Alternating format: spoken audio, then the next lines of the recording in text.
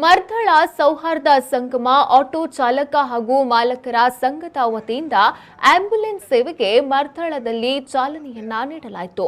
ಅಸಯ್ಯದ್ ಶಾಹುಲ್ ಹಮೀದ್ ತಂಗಳ್ ಮರ್ದಳ ನೂತನ ಆಂಬ್ಯುಲೆನ್ಸ್ಗೆ ಚಾಲನೆಯನ್ನ ನೀಡಿದರು. ಈ ಸಂದರ್ಭದಲ್ಲಿ ಮರ್ದಳ ಗ್ರಾಮ ಪಂಚಾಯತ್ ಅಧ್ಯಕ್ಷ ಹರೀಶ್ ಕೊಡಂದೂರು, ಸೌಹಾರ್ದ ಸಂಗಮ ಆಟೋ ಚಾಲಕ ಮಾಲಕರ ಸಂಘದ ಅಧ್ಯಕ್ಷ ಉಮೇಶ್ ಕೆ, ಕಾರ್ಯದರ್ಶಿ ಹೈದರ್ ಹಿಂದೂಸ್ತಾನ್, ಜೀಪ್ ಚಾಲಕ ಮಾಲಕರ ಸಂಘದ ಸುರೇಶ್ ನೇಲಾ ಸೇರಿದಂತೆ ಆಟೋ ಚಾಲಕರು, ಸಾರ್ವಜನಿಕರು ಉಪಸ್ಥಿತರಿದ್ದರು.